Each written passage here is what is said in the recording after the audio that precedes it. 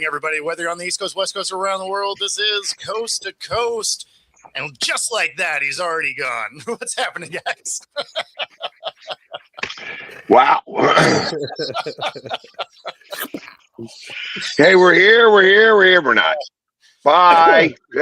Opening half a second, deuces. I'm telling you, man. Hey, I don't know if his internet or maybe he had Comcast and they just took him out. Who knows? Man. Or maybe he got abducted by aliens. Who knows? Hey, you know what? We get a lot of hits on that. Pags, I saw you on Facebook last night. I know you were at Madison Square Garden. So it really is that much, because to me it does look huge on TV, but you said it's smaller. It's very, it's a lot more intimate. I tell you, when you go into an arena, when you look up and you, like, that ceiling looks like it's like literally almost just above your head, like you could almost touch it, and it's the way that it kind of comes in a little bit, and the way that they kind of have it set up. So it gives the appearance that it's a much smaller venue when you're looking at it for the first time. And I mean, it opened up in 1968. It's obviously had a number of refreshes. It's kind of interesting how they have like the old arena, and now they have these like long catwalks that they have lots of seating on the catwalk, and you can still look down, and it doesn't interfere with anybody looking, like, from the behind those seats.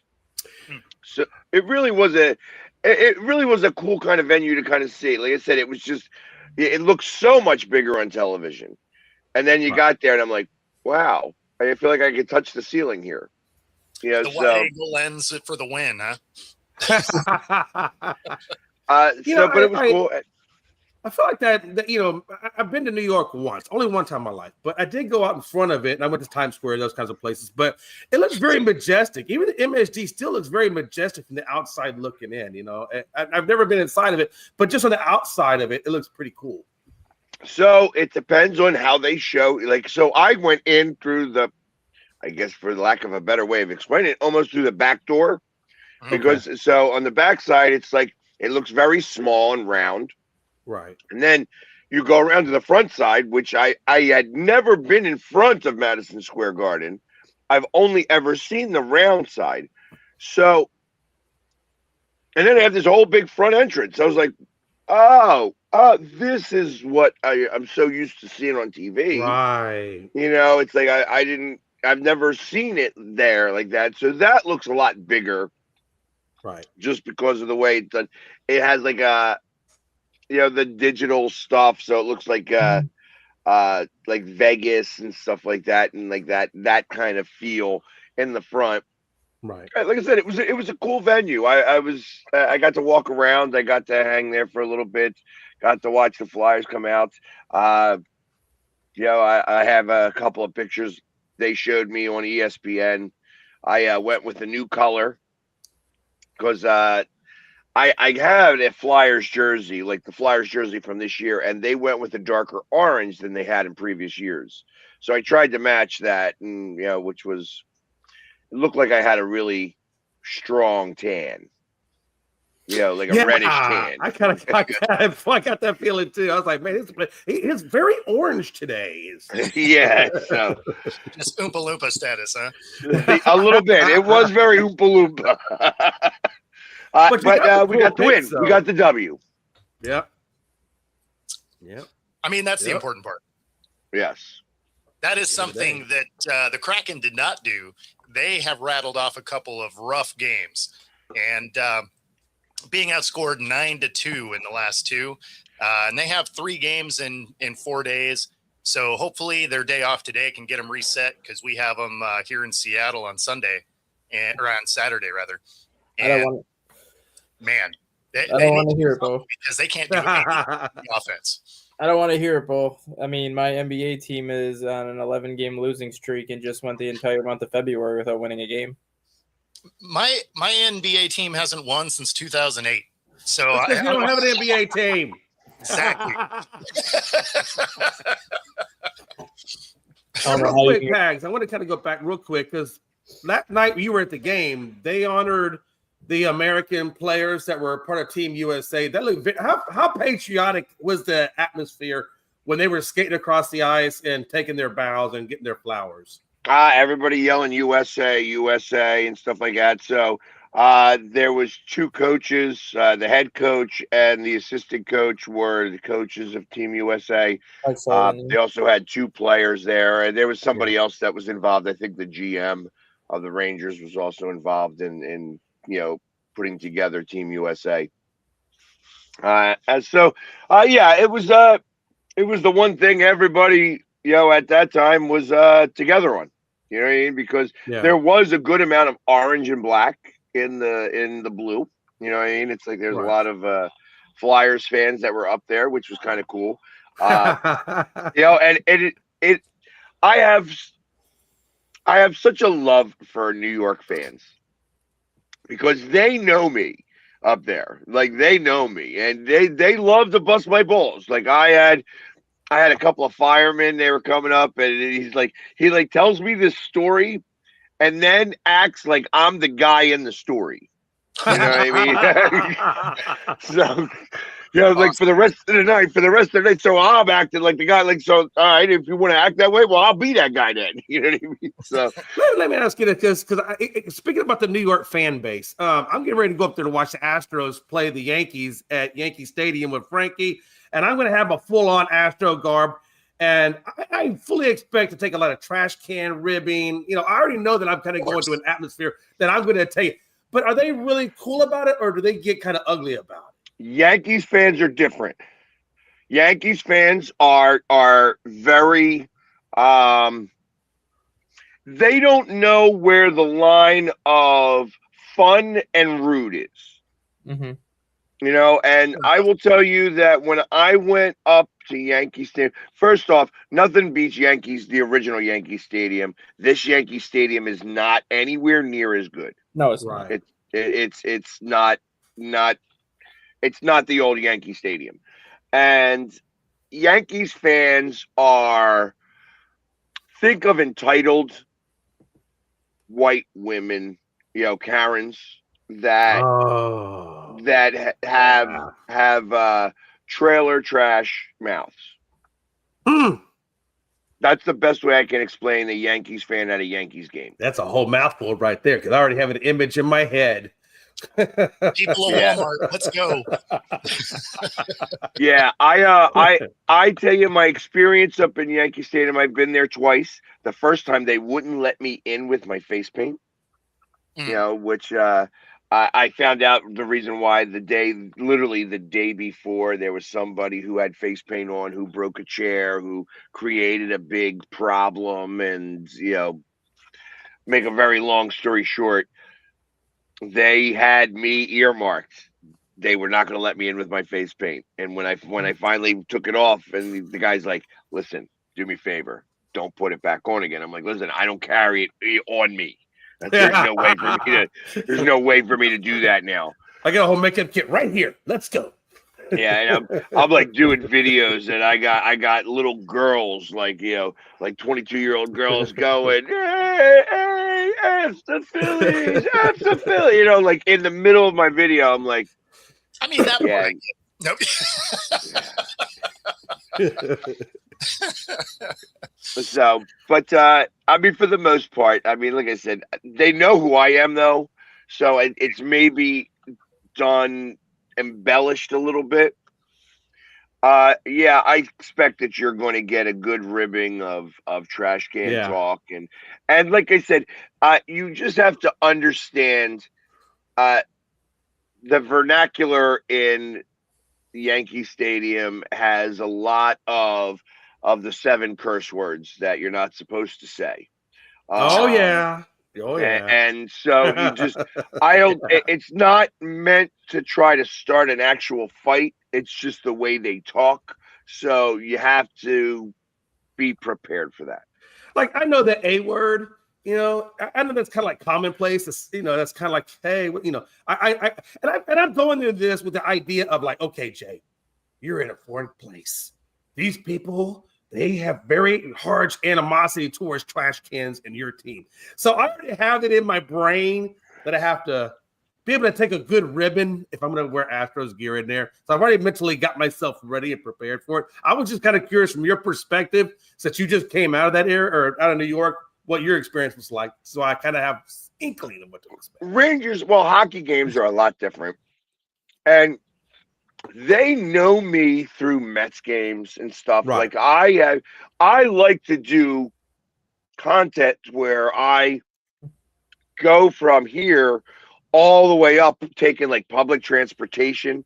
So Right. like I'm doing video after video and busting the stones of New York fans on the way up, and they're busting them back, and we're doing a video. So it's like a small diary of Right. my travels.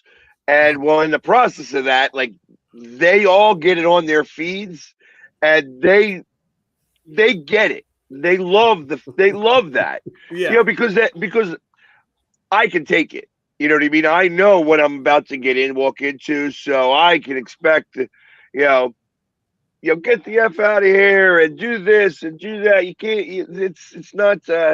It's not the easiest. I thought about that. Hold on.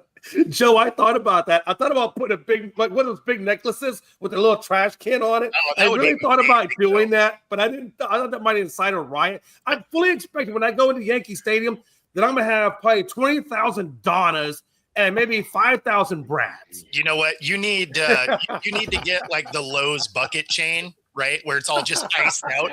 Get that as a trash can. That would be hilarious. That would be awesome. And I have like a little mallet so I can act like I'm banging it. 100% needs the Astra logo in the middle of it. That'd be awesome. I'm just scared I'll probably get my butt kicked. And I don't think Frankie's exactly going to protect me, even though it's his stopping I ground. actually think a lot of people would laugh at that. If they saw that, they'd be like, okay, Yeah. At least Like, he's got a good sense of humor about it, if you clown on yourself before they can, it takes a lot of steam out of it. Right. It's not as fun for That's them anymore than it's, well, we can't pick on him. Mm-hmm. Yeah, I think he knows this. Let me ask you this. How would you compare Philly fans to New York fans? Because I know Philly kind of gets a bad rap for being a rude fan base, but so does the Yankees. I mean, how would they compare? No comparison. There really isn't a comparison there. Like when you walk into Citizens Bank Park, they don't let you curse at Citizens Bank Park. If somebody starts getting a little mouthy, then you're going to get an usher that comes down and says something to you. If you do it again, they're going to remove you. They don't play like that here. They said it's not acceptable as it is in New York. Like in New York, like I said, it's just the way they talk. So it's not what they're looking for. They're trying to make sure that nobody's going to get, into a fight. And they have a lot of police and a lot of ushers and a lot of security around to make sure that happens. In Philly, it's not that. It's not like that at all. Now, this isn't an Eagles game. The Eagles and the Eagles fan and what happens in the tailgates and stuff like that bleeds over across everything. It's like that Philadelphia fan is exactly like that. It's nothing like that. Flyers games are so much, different. And right now, Flyers games, I feel like, is more of a corporate setting. They have priced out the normal fan in a lot of ways. Oh yeah, I can see that. So it's you get guys who are real big fans, and then you have most of the corporations that do that. So there's very few altercations unless somebody else is causing it. Like it's usually the opposing fan who doesn't know how to banter. Like you can banter back and forth and it's fun. Like I can go anywhere and people know me, obviously. People are it's great to hear from New York fans all the time that come up to me and say, I hate Philly, but I follow you. You are awesome. I love your content, because they get it. They understand. I keep it on the field. It's all about the fun of being at the game and the passion of being there. Yeah. It was.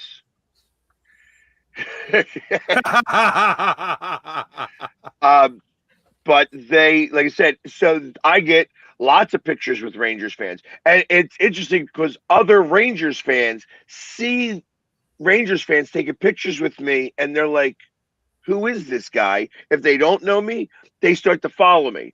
I wound up just on Instagram, I wound up picking up probably about 35 to 40 followers. Nice. Because like, because they see me out there. And then of course ESPN showed me on the screen, like on the television. They didn't show me there. You know what I mean? They're not going to show me on MSG's, the big screen there. But and everybody could see me. Like the one guy told me, he's like, I was all the way across the stadium and I could pick you out. You know what I mean? Because I look very unique, of course. You know what I mean? I look like a big orange blob. Right? I'm about to say, do you think it was the safety orange that was giving you away? I mean, it definitely had something to do with it. And that's what's part of the fun. Like I says, when I go up to Met Stadium, they all know that I'm going, and they all love to bust my chops, and that's the fun of that. Like that's what makes it great. That they know they can give me some business. I'm going to give it back to them, and ultimately, then they want to take a picture. Yeah, you know what I mean. And that's what makes being a fan fun. Absolutely. Absolutely. And I think we get away from that sometimes, the fun of being a fan and things like that, Exactly. And it's like it's when the fans pull it off the field. When they're bantering back and forth and then they don't have something to say and then they start to attack somebody personally. And that's what starts the fights. Yeah, if I don't have something to say, I'll be like, man, I ain't got nothing to say, man. You got me. Listen, if somebody gets me good, I laugh at it. I might even say I might steal that. You know what I mean? It's like I always love it when you get, when you're throwing barbs back and forth and they can keep it about the sports. Like that's fun. Like that is a really good time. When it starts getting super personal, you're just like, okay, you obviously have nothing left to say. I'm going to get out of here before this turns into something weird. And yeah. Yeah. But I mean, if they drop something funny, it's awesome. I mean, that's what was going on with the fireman. And he was telling a story to me how when he was in Philadelphia and it was an incident in the men's room, you know what I mean, where this guy was like talking about, hey, I think I'm going to do my business on you, and he's like, hey, listen, you can do your business on me, but this is going to go this way if you do that. And it got a little contentious, and then the guy was like, all right, I won't do that. So, but all night long now, him and I are having that conversation like I'm the guy who was going to do the business. You know what I mean? So it was just kind of funny how it worked out. But that's part of the fun, because now it's like that's what he thinks about Philly, and it's like, all right, well, we're gonna make this funny. It's no longer going to be something that was a little contentious. We're going to comedize this, or how. Absolutely. And Donna and Frankie, that's why I gave up Modelo's and I drink Sam's Club soda. But you can also get a True Fusion Gym. Yeah, while you're doing hot yoga. Brought to you, and do not do any of that. Basically, if Jay is recommending it, don't do it. Want your life to be a little smoother and happier.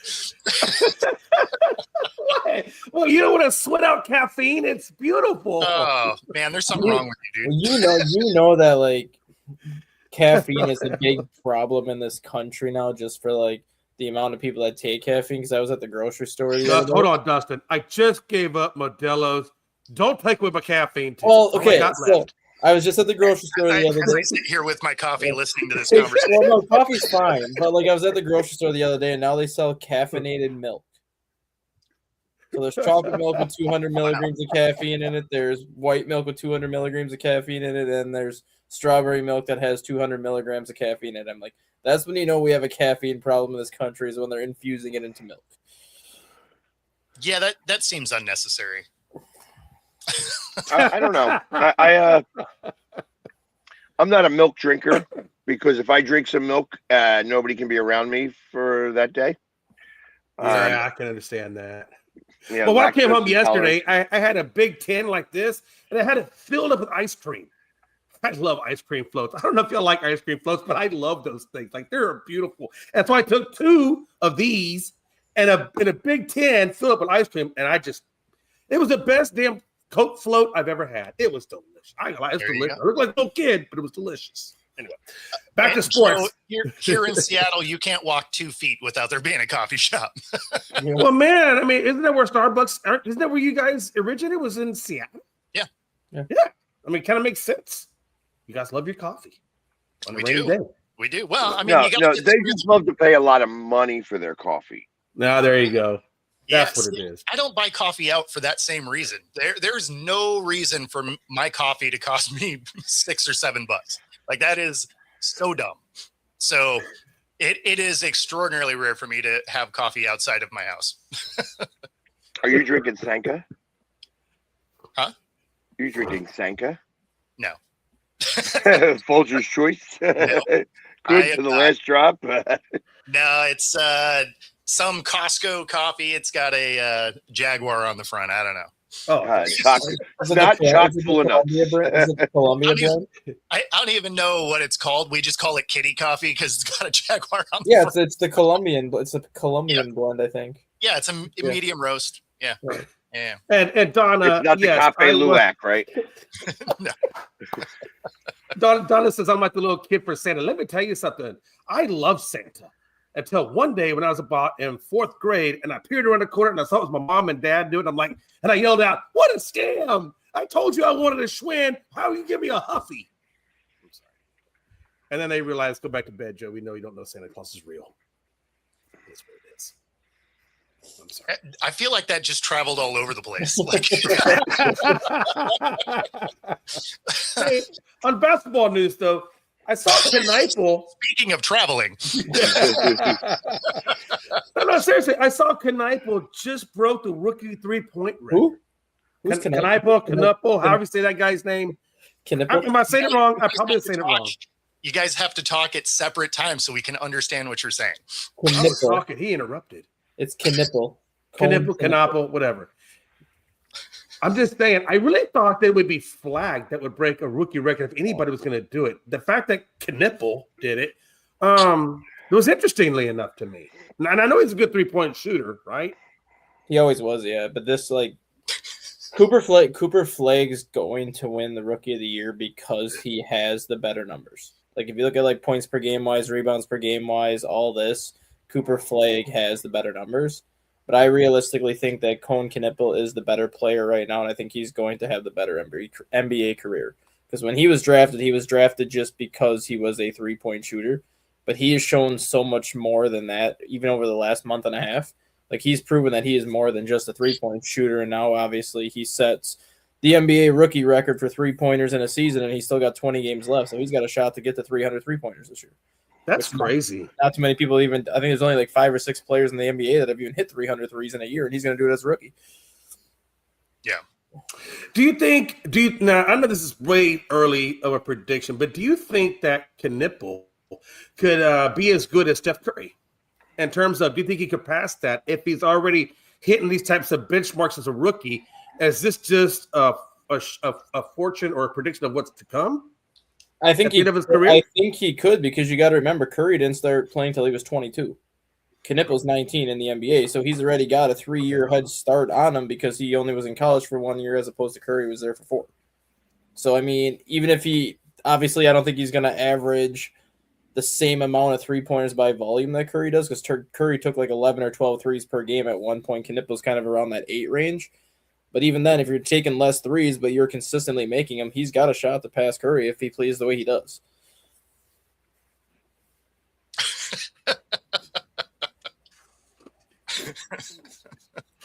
Hey, look, I said what I said it was, and Dustin said what he said it was. I don't know. You tell me how to say it. KNUEPPEL.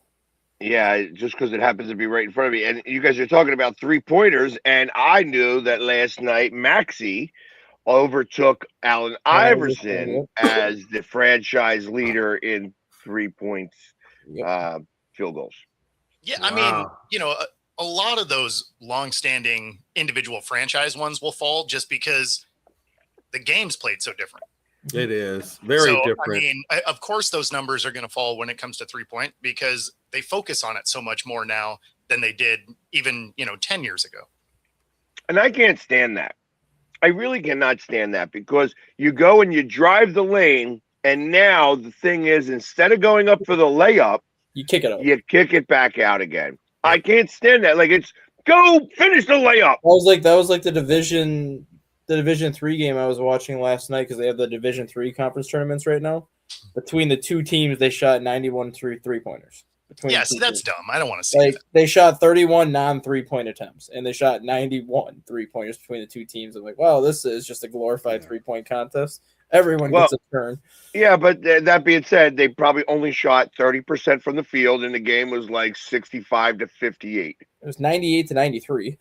Well, I think that goes back to what I was saying about Houston. That goes back to when Pags was asking me how I felt about Houston, the fact that they had fallen down a few spots. They just came off a 3-game skid. And I was telling you, they went 21% against Kansas. They went 24% at the 3-point line against Arizona. And when you're doing that low percentages, you're going to lose games. And I hate that, Pags, to your point and everybody else's point, that style of playing the game is what's ruining it. Because why not just get the damn 2-point? If that's 2 points versus a miss. These teams live and die by the 3. They right? do. So, I mean, when they're hitting, you're putting up 120 points, right? And when they're not, you get blown out. Yeah. But they don't care because they seem to hit more often than they don't. And whatever happened to the word adjustment? Why don't they make the adjustment? Hey, guys, our shot's not falling on the 3-point line tonight. Let's start getting more to the rim. Let's see if we can draw a foul and get the 3 the old-fashioned way. Whatever happened to making adjustments? Because players aren't able to do that. That's what it comes down to. They're so used to shooting the ball from the outside, they don't have inside games. I tell you, as somebody that's what I'm saying. If this 7'9" monster can learn how to play inside, and he shoots from like 60 to 70% from near the paint, that guy's going to score like 35, 40 points a game. Right. That's like Victor Wembanyama too, though. Like Victor Wembanyama at 7'5", 7'6", should be scoring 35, 40 points a game because he's so tall, but half of his shots come behind the 3-point line too because he's like, this is how we play now. I'm just gonna stand out here and pop him. I mean, the other thing is if the other team is hitting, you do have to try and keep pace. Yeah. Plus, I mean, basketball is a game of runs, right? So yeah, maybe you weren't hitting, but it just takes that next shot to get it going. It's like a degenerate gambler, right? You're like, no, I'm going to win the next time. I'm jacking up threes. They're like, this next one's going to hit, and then I'm going to go on a run. And the problem is in basketball, you watch runs happen all the time during the same game. Mm-hmm. So, I mean, it's not like there's even flawed thinking in it because it happens every single game. It's just when they never land, then you lose by 30. And we've watched Golden State do it. One of the best teams shooting the 3, just have an off night where nothing lands, and then they get blown out by 35. My thing is, if you do have good handles and you are able to take the ball to the rim, to your point, if they're hot and they're shooting the 3 ball, but you know what? If I'm going to the rim and I'm drawing fouls on these guys, guess what? Those guys, the same guys that are shooting those 3s, they're going to be on the bench because they're in foul trouble. I mean, there's a strategy that I feel like, and we all know this is a strategy that's gone because you used to be able to go drive the lane, get the foul, get this guy into foul trouble, and then it's free carte blanche. But we don't even get guys in foul trouble really anymore because, like you said, Bo, we hit the damn 3-pointer. Well, it's hard to foul somebody when they're jacking it up from the logo.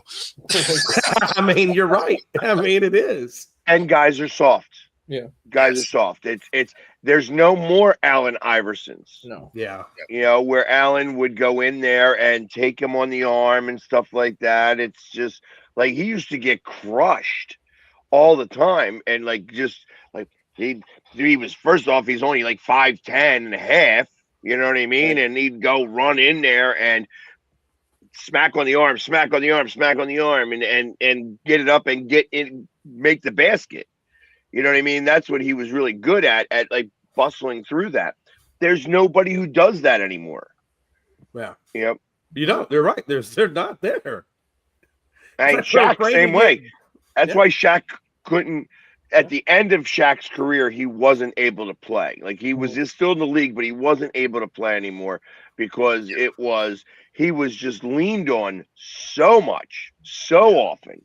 It was like, I remember in 2001 when they were playing the Sixers and we had Olajuwon, up against him. And I'll never forget it. Like Shaq is trying to back down in the paint, and Olajuwon's chest is on Shaq's back, and his legs are spread out, trying to stop Shaq. Like that, it's like his arms are like this, but his chest is on Shaq's back. Yeah. And Shaq still backed him down. Yeah, I mean, still was able to bust through it. You don't have that play of basketball anymore. Shaq was a monster too. Yeah. I mean, it's hard not to have a guy who weighs dang near 400 pounds not back you down. I mean, that's hard. But you know what? You know what I love about Olajuwon's game, which is very indicative of that time period that we're talking about. Because if that would have been anybody else in today's game, they would have just flopped and called it good. I mean, but look at for sure. But look at Dwight Howard. Look at Dwight Howard though. Dwight Howard, you can make a case, was the last kind of old school NBA center that was drafted, because he was kind of that last center that would just kind of live in the paint, get the rebounds, go for the putbacks and everything. And then you started to see the stretch centers get drafted after that. And now that's all you see getting drafted are like the centers that can shoot 3-pointers. That's why even if Dwight Howard was still young enough to play in this league, he wouldn't nearly be as effective as he once was, because centers aren't using the paint like they should be. Well, and let's be honest. When it comes to Shaq, he didn't want the foul called anyway, because he was going to miss those free throws. Could you imagine? Could you imagine if with the current way that Holmgren is built and the way that Wemby is built, if they were in the paint going against Shaq, those dudes would get annihilated. I mean, like Wemby would be hit back. They would get killed. Shaq would hit Wemby back to half court with a box out if Wemby tried to box. I'm just saying. I think we're breaking bones. I think we're crushing organs and breaking bones. I think you physically have to take them off the court. I mean, I don't think it's quite that bad, but I'm just saying. I don't know. Because Holmgren got injured when he first came. 80s and 90s players going up against teams today, I think, would dominate. And the reason I say that I think that they would dominate is because it would be so easy for them to get in and make those baskets.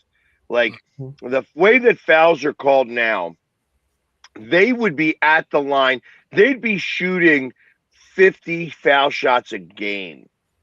Yeah, because the way that they play. Like, think about the Detroit Pistons. Yeah, They would be killing teams because they would be getting more points from the foul line. Yep. And 3-point plays, like the old 3-point plays, rather than shoot, because ultimately nobody's stopping them in the paint. Yeah. They don't have the girth really to stop anybody in the paint. It's like what you were just saying about the Pistons. I mean, look at how Michael Jordan took so many shots when he used to play the Pistons in the 90s. Like, he would drive the lane and practically get tackled midair every single time he would drive the lane, and half the time they called fouls, half the time they didn't call fouls. Like, now Michael Jordan's getting to the free throw line probably 30 times a game because of the way he just played, and then he's probably making 25 to 25, 26 free throws, and then plus the rest of his game. He'd be probably averaging 40-plus points a game in today's NBA. I mean, I think if you, like you said, to Pags' point, if you take those players from then and put them now, they would have so many more advantages. Number one, They don't play defense now, but they play defense then. So I think defensively they would be dominant. And I think too, you're right. They can hit free throws. They can go to the inside. But the biggest thing is they can make adjustments no matter what it is you're doing. They will make those adjustments. And like you said, Bo, they don't do that anymore. They don't make the adjustments. They just hit the 3-point. So when you're very one-dimensional like that and you don't play defense, it's very hard to stop a multi-tool person when all you have is one thing. Oh, that's why I feel like they'd get crushed. Well, and like I said, when they drive the lane, they'd finish the layup. Mm-hmm. Like they wouldn't kick it back out. Like that kick out is something it's from 2010 on. That's when the kick out came out. I mean, Latrell Sprewell, he was in the 21st century here. And like I think about him choking out his coach was because he wasn't kicking it out, because he would drive the lane and they wanted him to kick it out. That was part of what caused that whole fight between him and his coach. You know what I mean? And you think about that. That's he didn't want to play that way. That's not the way you play basketball. He was a street basketball player. You can't play street basketball anymore in this NBA. No. Now it's just now it's AAU, just run and gun pop threes. That's what it is. But and how many times, I don't know, what frustrated me was how many times did you see a guy flop and they went to do the replay, that man's hand was not even nowhere near his face or his body or anything. It was like a physical space of gap, and they're still falling down. Like you can't even breathe or move in the NBA. It's crazy to me. I mean, look at Dennis Rodman, for example. How long do you think he would last in today's NBA? The guy would be fouled out in probably 5 minutes. For some of the stuff that he did back in the 90s, and just how physical he played, he'd be fouled out in 5 minutes because he couldn't do anything. And like Rodman, Bill Laimbeer wouldn't even make it to the court. Like he get fouled just coming out of the dressing room.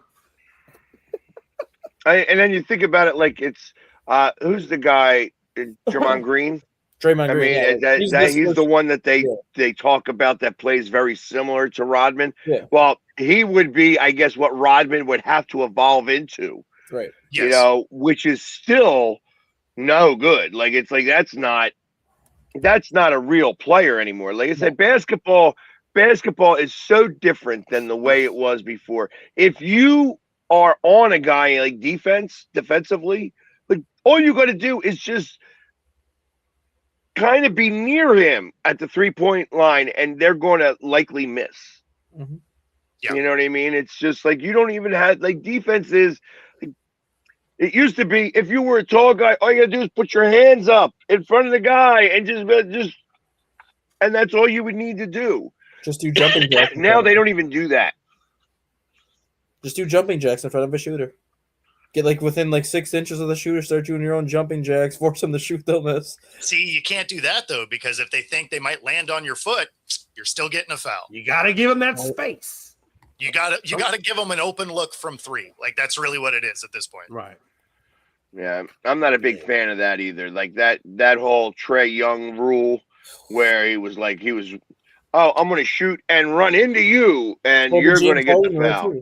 I mean, that was Harden. Harden was that, right? Like he'd do that step back and then kick his leg out to get the foul. I mean, he led the league in fouls half the time. Yeah. Yeah, he still disappeared in the playoffs, so I guess it didn't work out too well for him. Which is the problem with basketball. That's the problem I have with basketball as a total. Like it's no longer it's the inmates that run the asylum. It's their game, and you know they can't do anything about it. Yeah. Yeah. 100%. This segment brought to you by Charmin Ultra Soft. Exactly. But the reply, not one. It's the rippled tear edge. That's the difference. That's the difference. Yes. Because we're always evolving toilet paper for some reason. Oh my God. And you're right. Basketball has become sad. It is pretty rough. The NFL is still a long way from being NBA soft. Yeah. I mean, the only thing you can't really do in today's NFL that you could do back then is just pretty much go over the middle and lay somebody up. Yeah, you can't lead with your helmet and try Right. and remove someone's soul from And their then you body. ju- and then you're you not just- allowed to do that. And you can't crush the quarterback anymore like you used to be able to. I mean, No. the NFL, like those are the only two things in today's NFL that you really can't do like you used to be able to do. But outside of that, like you can still hit people hard in the NFL, and they're not going to throw a flag unless it's like you said, leading with a helmet. Yeah, exactly. It's one play. Like it's not what it once was, but It's not the Vontae Burset days anymore, where he can just go over and just tee off on somebody over the middle. Yeah, that guy was crazy. I mean, that's just how the game was played back then. You just went and laid somebody out. So, but no, I mean, basketball has gotten the flopping down to be in soccer. Like that. That's why it's tough to watch, because I can't watch soccer either for that exact reason. I mean, obviously the tie thing makes me mad, but when you see somebody like barely brush into you and then you're rolling around on the ground holding your knee, just come on. Like, what are we doing? Dude got a little grass stain. He's hurting his pants. Hey, that makes me want them to actually hard foul you. Be like, hey, you know what? I'm getting a card either way. I'm going to tee off on this dude. You don't need shin guards. Shin guards aren't necessary in soccer anymore. You're good. Hey, I mean, we were talking about fighting yesterday, right? So this is a great, parallel to that is I had somebody get me in trouble for hitting them, and I didn't, but I was getting suspended anyway. So I walked through their class and lit them up. And I was like, I'm already suspended, so who cares? Joey, I'm going home. I got suspended. Hey. Come here, Joey. They weren't interested in hearing my side of the story, and so I was like, well, if I'm leaving for getting in a fight, I might as well get in one. What is it? If you're gonna go out big, right? Hey, I was already done. At least like a while back for the Sounders though, Bo, you had Clint Dempsey. Like Clint Dempsey wasn't one of those guys that was gonna flop. Like he was gonna make sure that if he was gonna commit the foul, you were gonna feel it. Yeah, well, I mean, to be fair, the Sounders actually don't do a lot of it. Like there is some of it around the league, but the Sounders don't have a big history of flopping. Just Montero. Yeah, but I mean, as a team, like over the course of their history, like they're actually one of the teams that kind of doesn't do that a ton. So if there was a team that I was going to win, again, soccer, meh, but at least it's local to have a team that flops less. Right. Let me ask you guys a question. Styles, if I can, real quick about the combine. I watched some of that combine yesterday. I watched Styles go at it, and that guy's his combine. Now, I know combine is a combine. We can't get too invested in it, but he really did have a very impressive showing at the combine. And I'm wondering how that's going to affect his draft stats, like how much he'll move up in the draft board after that showing. Yeah, I mean, that's the thing with the combine and pro days. They can help. I think they help more than they should is the problem. It's like, okay, great. With no defense and no pads, you were fast. Cool. Yeah. No, you know how you're never going to play a single snap in the NFL? Oh, without pads and no defense. Like, what are we doing? I'll tell you, one person that's going to see his draft stock go up is that guy from Texas Tech, that David Bailey. Yeah, I just was watching it a little bit. He was like a late first round, early second round pick heading into the combine. I think he's like a 265, 270 pound edge rusher, and he runs a 4.5 140 yesterday. If that guy's chasing a quarterback down and he's running a 4.5 140 at about 270 pounds, his draft stock is going to go significantly up just because he's going to outrun pretty much everybody on the field. It's a D lineman. Yeah, there was another one that ran like what was it? It was a 4. It was just under a 5, and as a 313-pound interior defensive lineman, I'm like, man. Which is good because if the Cowboys don't want to take their picks and move up to maybe get Bain out of Miami, then this guy Bailey, like, because I saw him too. And that's another thought I had. Man, they could actually stay at they are at 12 or 20 and get Bailey. And like I said, that would be a very good pass rusher because they need a guy like that. that can get to the quarterback quickly and has weight to him. So that might even be a good spot. I think, Bo, you were saying that maybe the Cowboys don't need to draft up, I think, if I'm not mistaken. Well, yeah, I mean, you don't need to move up. Like there's guys. Like you can get talent at the positions you guys are already at. So there's no reason to get rid of draft picks for no reason, unless there's just someone on your draft board you're like, I have to have that guy. But there's enough talent in the trenches in the first round that there's really not a need for it. Yeah, right. That Bailey had 15 sacks for Texas Tech last year. I mean, 4.5, 140 at that kind of size. You're coming off a 15 sack season. Like, he's going to be, as long as he can show that he's got a lot of strength, like when they get to the weights and things like that, he'll be a guy that I think goes from like late first round to even top 10 just because of his combine skill set. When you have that kind of raw talent at that size, someone's going to reach for you and be like, you know what? We're going to put you in our system and we're just going to let you put your hands in the ground and run after the QB. Go get him. Yeah, right. I mean, speed is definitely something that can move you up, because if it's a technique issue, in theory, you should be able to coach that up. Mm-hmm. Not that the NFL is great at developing talent anymore, but, that is the way you look at it as a coach, right? You're like, okay, well, you can't teach speed, but you can teach everything else. Right. Same thing with strength. I mean, if you have a good conditioning program, you should be able to put muscle on where you need to put muscle on. Those are things I think are achievable throughout spring training or what have you, what have you. So. But it can't just be muscle. Like, you have to keep a certain level of muscle and fat. Yeah. Yeah, for sure. Lane Johnson is actually the perfect example of that. Lane Johnson is becoming into a bodybuilder rather than a football player because he works so much with the weights, and he's so strong now. Like, he's a monster and he's a beast in terms of strength. Mm-hmm. But the fat's gone. Right. So, and the fat's what lubricates everything. It allows you to move. When you start to get like a lower fat body index, like when you want to have some of that so that you are agile. When it's all muscle, you get more injuries, and that's part of some of the issue that's occurring.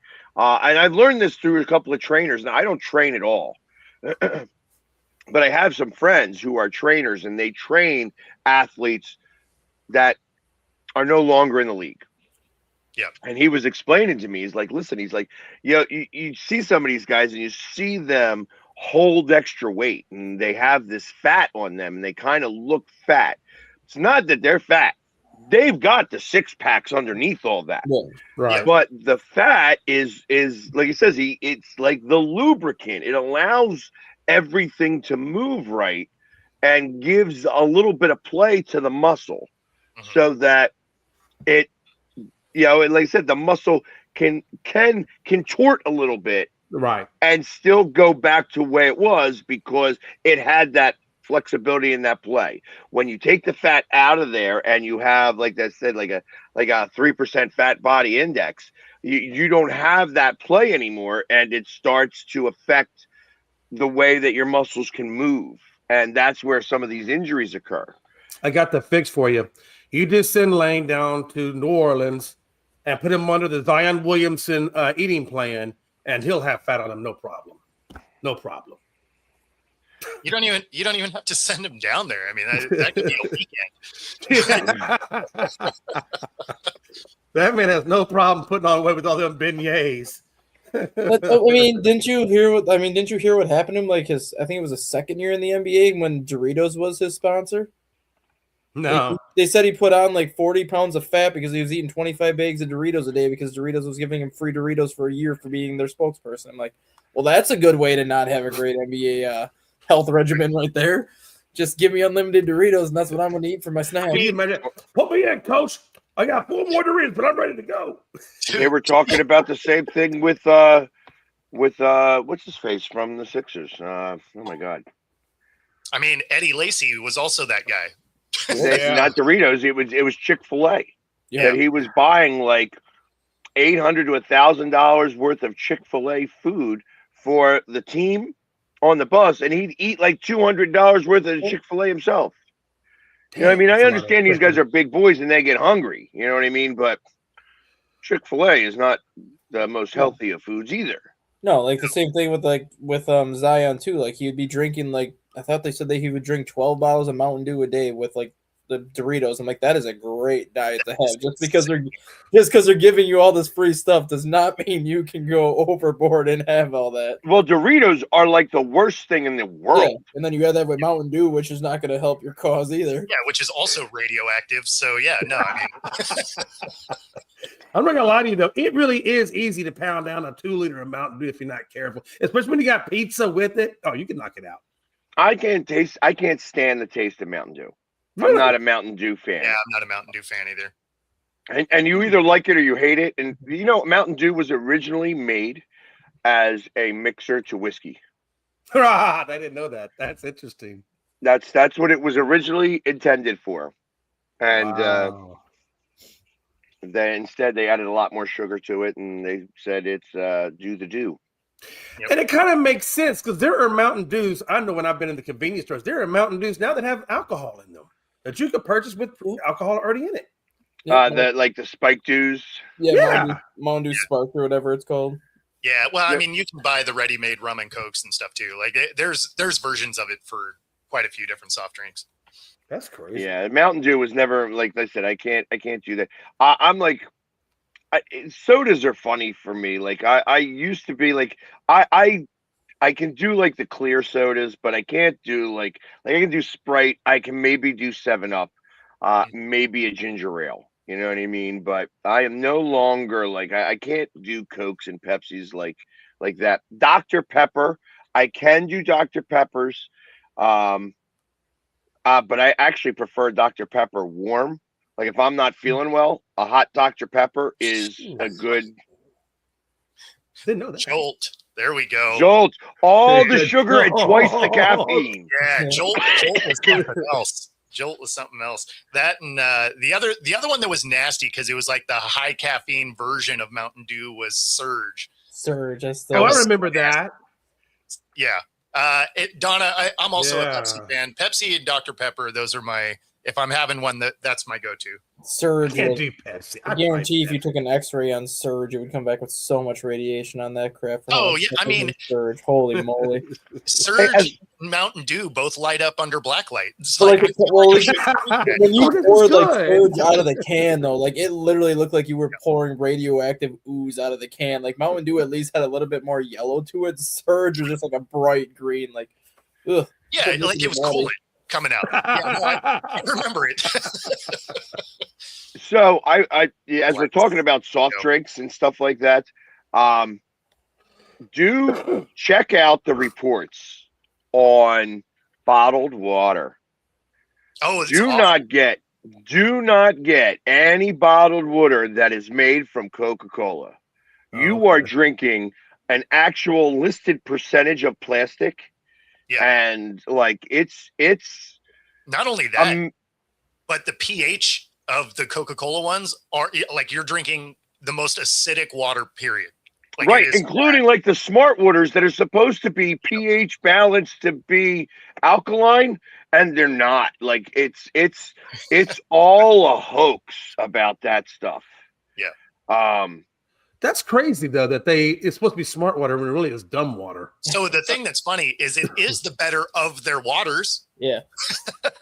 What's Yeah, wrong with Dasani, Tarka? I mean, don't drink a Tarka. Dasani at all. You are getting like all water that's put in a plastic bottle is going to have the microplastics in it. It's just part of what happens. You know what I mean? And Right. your intake on a natural level, if you're drinking any water or soda or anything in any capacity, even out of aluminum cans, you are getting some microplastics put into your body. Sure. So it's just inevitable. Like even the aluminum cans are lined with a plastic liner. So you're getting all of that. You take in probably like 0.005% of plastics a day. Drinking one of those waters, like a Dasani water, levels that up to like twice as much. You're now in like you're taking a 0.1% Right. of plastics into your body. It's like I drink, you know, it's probably from Dasani too. Like who knows? I drink like the Walmart water. You know, That's what I do. I drink Kroger water. Sometimes I drink Yeah, those Darka, but those are bottled by the major companies. Coke or Pepsi or one of them. It's like they're all the same. They're all exactly the same. It used to be Nestle. Remember Nestle? There are some Yeah. waters out there that are actually not bad, that are actually list on the alkaline side of the scale. They cost way more, Right. but there are some out there. all Right, healthy but definitely stuff do does. that research. It's worthwhile to hear about. And it's like, as I'm trying to figure out like the better things to put in my body. I'll tell you this, Pags. Waters like you're talking about, those are not really that concerning to me. But if anybody ever had time eating MREs in the military, I don't know what that gelatin stuff that they use to preserve the food. But when you can have what's weird about when you can have a box of MREs in a container for like 3 years, and then they come out of that and they're still you can still eat them. Yep. That might not be exactly healthy. Hey, when you get an MRE from 50 years ago and you open it and you can still eat it, like there's something to be said for that. I mean, there was a reason why they were able to do that kind of stuff. And listen, the preservatives back then were actually better for you. So they preserve food the right way. Then it's the chemical based. It's all the petroleum that they put into stuff now that's causing these issues. Well, they also weren't worried about you getting cancer because you were an expendable product. They're like, we're just gonna keep you alive. Expendable. As soon as you're like, I'm gonna come, they're like, cool. Cash. You're good. Yeah, I mean, so they were less worried about the after effects. They're like, would you please stop griping and complaining? We gave you a free cemetery plot at Arlington. You get free burial. Leave us alone. Pretty much. Yeah. The film on spam and stuff, that is, also super nasty. Yeah. But I've never had spam. Yeah, you're not missing out. Yeah. It's funny though, because if you go to Hawaii, like spam is a big thing in Hawaii. Right. Yeah. And always has been. I mean, they actually find ways to make it taste good. Like if you go there, you have to try some of their stuff. Well, they use spam like we do Scrapple. Mm-hmm. That's it. Scrapple's a big thing in Philadelphia. It's not really big anywhere else, which is surprising to me. I've never even heard of that. Yeah, Scrapple is like it's the scraps of everything that's the pork, beef, chicken, and stuff. Like sausage that isn't encased. Yeah, it's not, and they grind it up, they mash it all together, and they make it in like a spam loaf, and then they slice it off, and you cook it up, and it's like bacon. Huh. It's. I'm not a Scrapple fan, but it's a big deal here. And like, if you were to come to Philly, I would say try the Scrapple. And you got to cook it up, and you make it a little crispy, and it's yum. Like it tastes like bacon. Well, so it's almost like I guess you'd eat with maybe like eggs, maybe like Scrapple and eggs. Yes, 100%. And apparently a Mountain Dew. All right. That does get us to the top of the show. We appreciate everybody coming in. Be sure to like and subscribe. Other than that, we will see you at a new time, Monday morning, 6 a.m. Pacific, 9 a.m. Eastern. Take it easy, everybody. Peace.